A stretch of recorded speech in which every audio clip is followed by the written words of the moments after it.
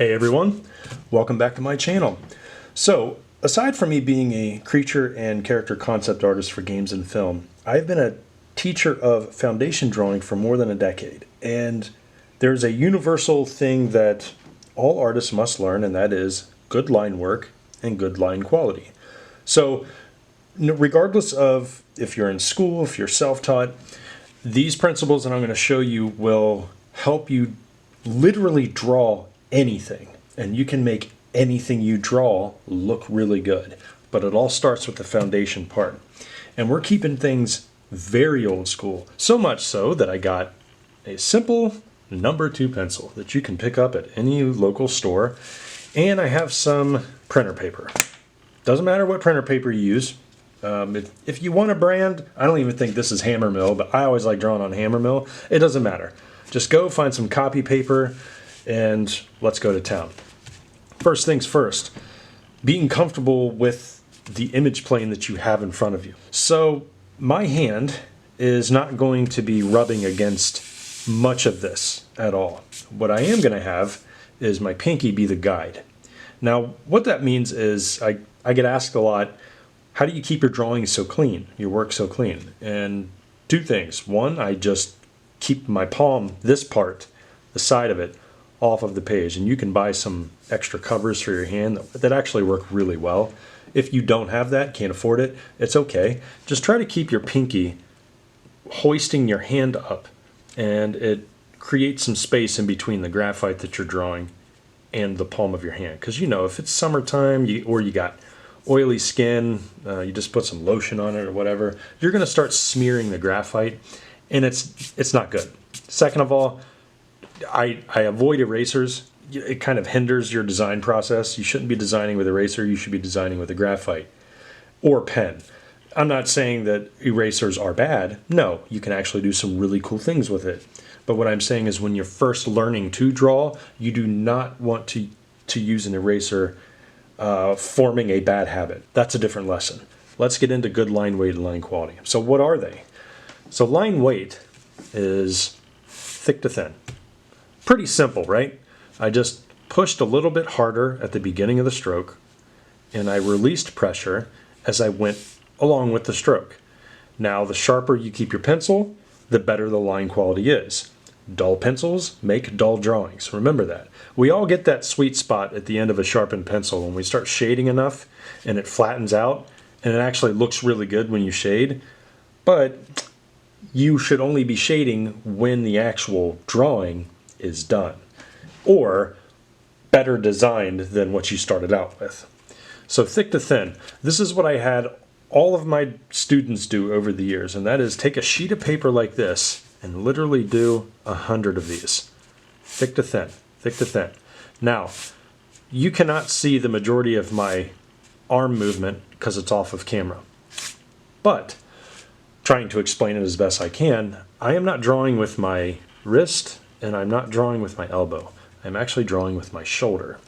If you have a standing desk, or you're able to stand based on your desk just being higher, that's probably the best way to go, because when you sit at your desk, you have bad posture, or you might be forming bad posture.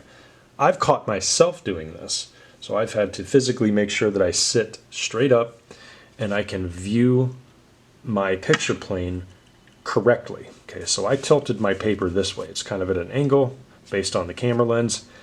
I'm viewing it straight on so that anything that I put in here is correct perspective and I can look directly over it, instead of tilting my head to the side like we do as if we are writing a sentence or drawing something and we're so in tune to the detail that we kind of draw, we stick our tongue out a little bit, we do all kinds of weird things when we're really in the moment. So we have a bunch of lines.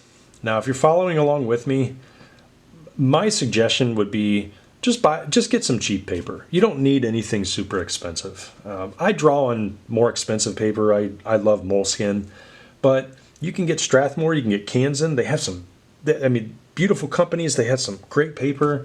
You can use like Derwent pencils, Ebony. You can't go wrong with number 2. We've been using these since kindergarten. All right. Now, Once you have a really comfortable movement, okay, just make sure that when you start this line that you push a little harder and then release pressure, but keep the movement fluid.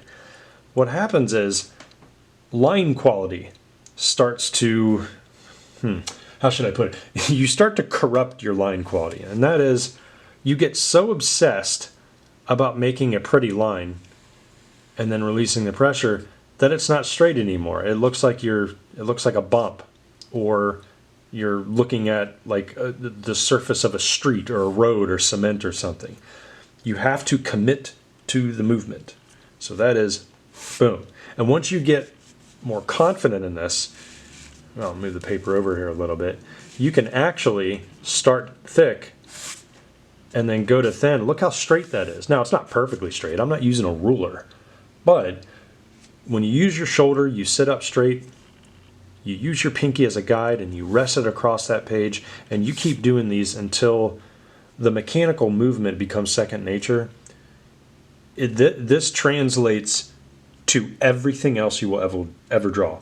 Comics, creatures, characters, environments, props, vehicles, faces, dogs, anything.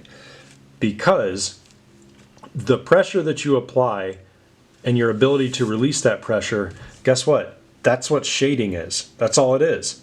It's just applying more pressure in one area and then releasing pressure in another area, and all of a sudden your values go from dark to light. It's the exact same thing. Now, and I'll be giving shading lessons too for the foundation series, but it's all the same principle. It's all the same movement. And also, when you start practicing these thick to thin lines, okay, just over and over and over again, put your headphones on, okay, listen to some music. I mean, I've been listening to electronic music since I was like 12, okay? I'm 43 now. Just techno, house music, anything that gets my blood pumping, okay? I remember back in college, I would bring my subwoofer in and my speaker system, and I would just crank up Carl Cox or whatever DJ I wanted to listen to, and I'd just go to town. Not everybody liked it. I tried to be mindful of everybody's study habits and work habits. So, keep going like this. My suggestion would be, if you have never done this exercise before in your life, I want you to commit 20 minutes a day. Now, you can do 500 of these a day in 20 minutes. Okay, it depends on how fast you want to move. But what you'll notice, also, when you do pages like this, make sure you date them. Okay, so I'm dating this April 23rd, 2024. Okay, and once you start dating this, and you start doing these every single day, over and over and over again, just look at your progression for line weight and line quality in just 1 month. It's amazing what you can do. This is why I always stress students to practice thumbnailing if you want to be a concept artist, because thumbnailing is actually harder to find in a portfolio than creatures and characters. Okay, everybody can just jump into the creatures and characters part, but did you do 10 different versions of it? This will get your mind used to iterations, just doing the same thing over and over again. It's repetition. All right, you know what they say about the 10,000 hour rule. You know what they say about getting 10,000 bad drawings out before you get to the good one. Same kind of thing can be said about this. Okay, so this is what it looks like. And guess what? I'm going to sharpen my pencil a little bit. And I'm just going to do it again and again and again. Not for this video today, but theoretically, you should be doing this every day. And collect these too, okay? Because it's always fun to see your milestones. Okay, so I got my paper here. The next thing that I want to go over is your mechanical usage with your hand. Not mechanical pencils, but your mechanical hand, okay? When you draw with your hand, everybody holds a pencil differently. Not any two people on this earth will hold it the same way, okay? You might look at me and go, how do you hold it like that? And I might look at somebody else and go, how are you holding it like this and drawing? And the bottom line is, whatever gets a good result, how can you question that? so it's okay. I remember I had a friend that did this. Like all of his fingers came down like a like a Venus flytrap, and he just drew like this, and his drawings were awesome. So like I can't question something that works like that. Okay. So when it comes to the mechanical movements of your hand, I want to stress the importance of keeping everything light. One of the worst things that you can do is squeeze your pencil too tight, because what that does is it forces you to become myopic on a certain area. You know, myopic is you're focusing all of your attention on one tiny place. You don't want to do that when you're first learning how to sketch well. This lesson is about good line weight and good line quality. Line quality being, does the line look dirty? Does the line look hairy? Or does it look like one continuous motion? That is good line quality, because the better you get at the quality of your line, not only the bigger space that you can cover with single lines, but you can also just make better looking drawings, because not everything looks dirty, scribbly, hairy, or what other kind of word you can associate with it. All right, so I'm going to use my pinky again.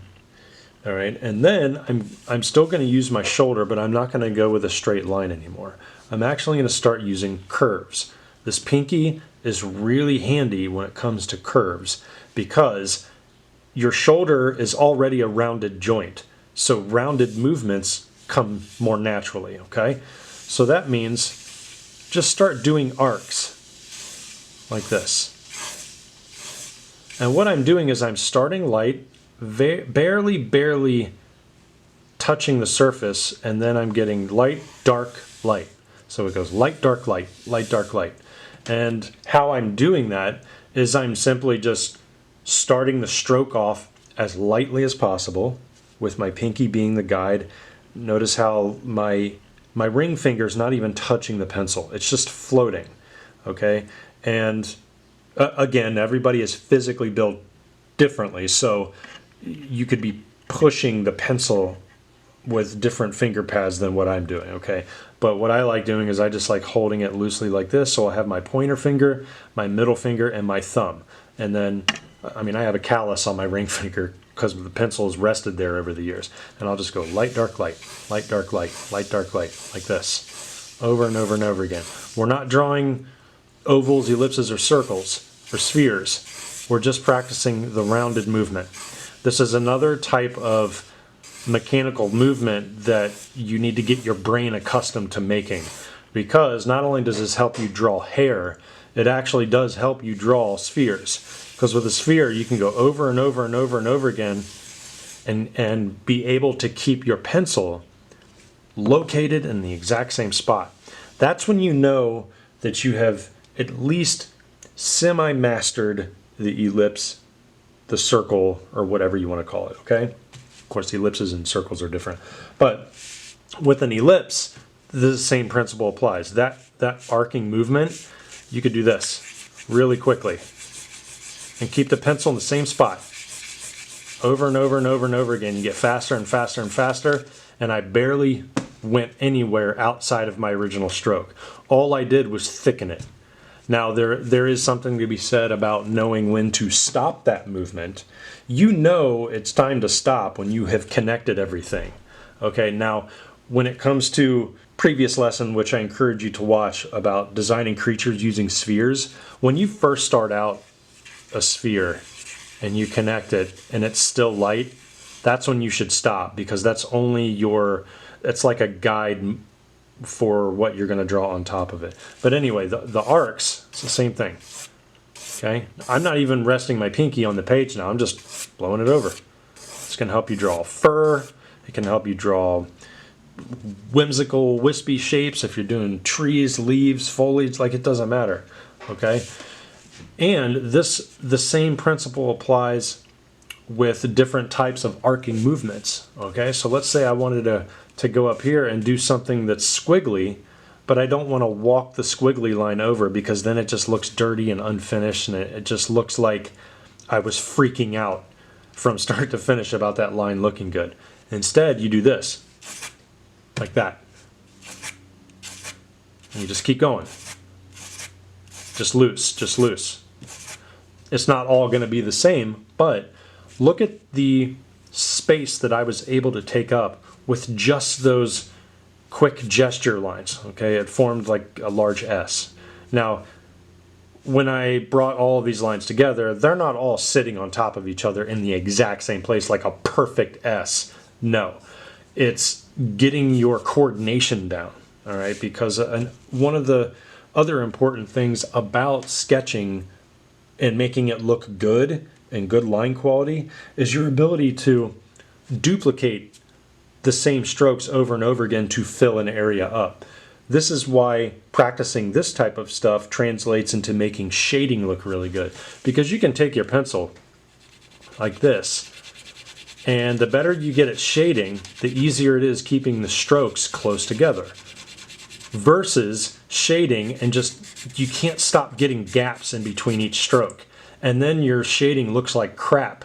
So what do? You either grab the eraser, you try to erase it and then shade on top of it. You have already ruined the coating of paper, especially if it's cheap paper.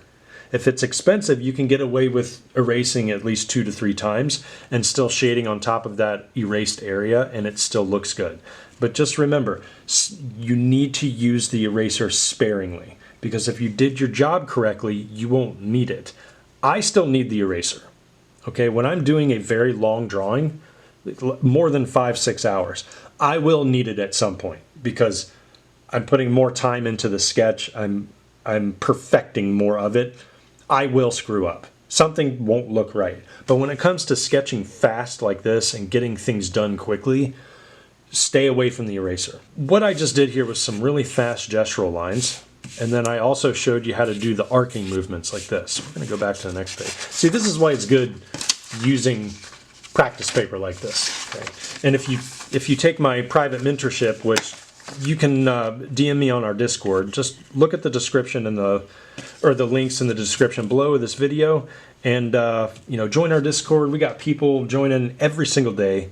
It's bustling. People are posting their personal work. I'm privately mentoring folks who want to get good at specific niched areas of art. And also, if you just don't want to suck at drawing anymore, please contact me. I will try my best to help you not suck anymore. All right, I'm going to sharpen my pencil again.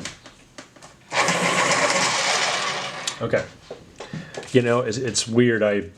I bought a microphone for my camera that I'm using right now.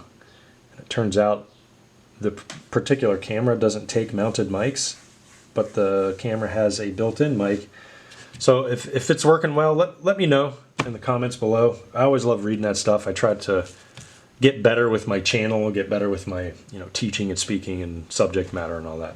Okay, third thing that I want to show is the very, very basics of shading. This isn't going to be anything fancy. Those of you that are not new to my channel, you've probably watched my other 100 videos where I've shaded and taught you how to fill up an area. I'm going to show you how to do it if you have never attempted shading in your life. All right, you have paper, you have a pencil, you have kept it sharp. This is important. Okay, remember, dull pencils make dull drawings. Keep it sharp. Use this to your advantage. One thing, I guess you can call it a disclaimer, that I want you to pay attention to is when you take your sharpened pencil and you turn it to the side, it has a lot of surface area that you can shade with because it's so long right there. Don't do that, because the shading is usually blotchy and you cannot get smooth markings from it. Yes, it does allow you to fill up a very large area quickly, but if you want to keep pencil strokes close together and have something truly smooth, then you're going to need to lift your pencil up just slightly so it comes down at a 45-degree angle, maybe even a little less than a 45-degree angle. Okay, maybe it's even a 35-degree angle, but you need to keep it in that relative ballpark. Okay, how am I holding my pencil? Again, everybody's going to be holding their pencil differently in this. I like doing this, so I have my pointer finger and my thumb. That's my basis, okay? And then, to help with stability, I'll take my index finger and I'll just push it against there, right, like that, okay, or your middle finger. And then I'll use my pinky. Now notice how far back I'm holding my pencil, really far back. You don't want to back too far because then it becomes flimsy. So you want to hold it down about maybe 1/3 of the way, all right? And then you can probably see it on camera, but my hand over here by my wooden desk, it's almost off of the page. What I'm going to do is I'm going to go back and forth very lightly, and I am keeping the strokes close together. And I am releasing pressure as I go up the page. I'm going to go back like this, and I'm just going to push down a little harder and then go right back up and release pressure. Okay, so you started shading. Congratulations. That's probably your first time. Pat yourself on the back. Turn the page and then do it again. But don't push harder.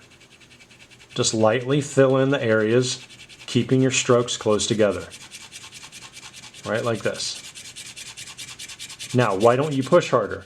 Because you don't want to create unwanted strokes going across the lighter area. Now, if you turn your page one last time and you do it in a third direction, so just make sure it's different than your other two, then you're going to start to see a nice effect happening. Now, if you have taken your lessons about thick to thin, light, dark to light, and quick movements, once you practice this stuff enough, you can move on to shading and realize that it's the same thing. I'm controlling thick to thin. I'm controlling me going over the same spot over and over, and then I'm controlling from dark to light in one movement. What this does is, when I'm shading, keeping everything close together, is I'm filling in the gaps that I previously couldn't fill in. Like this. Now, I personally, I think that 3 passes are enough to start, but if you're going to do a very detailed illustration, especially with a pencil, you're probably going to want to do 5, 6, maybe even 7. Just try to hit these at different angles, an angle that you didn't before, and keep it light. You can always get darker, but you can't get lighter. Always tell yourself that and always remember that. And then you're going to start to see a really nice coating of graphite happen. So then guess what happens after this? You can start putting thick to thin on top of it. Okay, just movements, controlled bursts. Okay, now, what is this that I'm drawing? I don't know, but you can make it into something. Those of you that have never drawn before, like in here, it could be a little shadow area. Okay, so I'm just going to apply a darker line. I'm going to start shading outwards and releasing pressure like I did when I practiced the thick to thin lines. And lo and behold, it looks like I have an indent within that shaded area. This is called layering.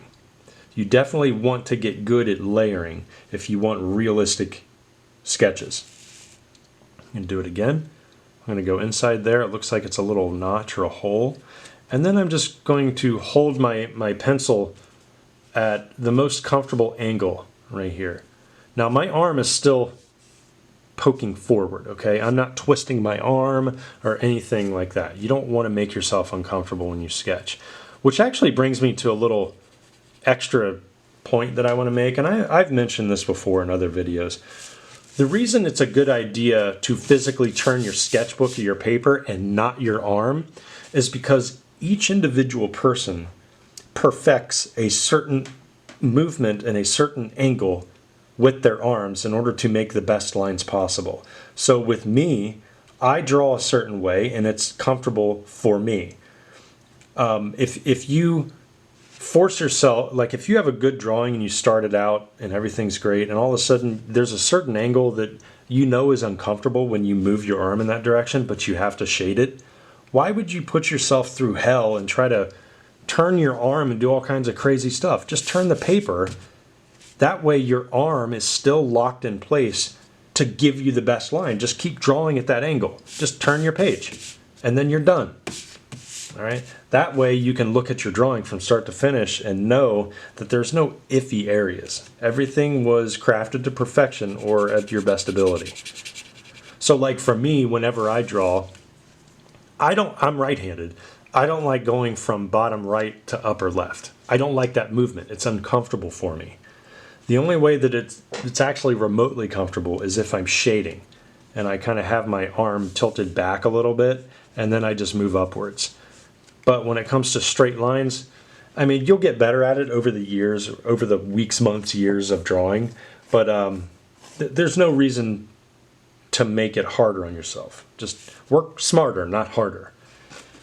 Okay, the other thing, there's some different types of shading strokes that you can do to fill in areas quickly. Like, instead of taking your pencil and going back and forth filling up an area, if it's small, you could just walk the graphite down. Like, really quick strokes. Dark light, dark light, dark light, dark light, dark light. It'll look like little hairs, or it looks like you're drawing grass. But if you keep going over the same area over and over again, you're going to start to see that gap fill it in. So let me explain outside of that drawing. When you go like this, it doesn't look like anything at first. It looks like you're drawing an upside down plant.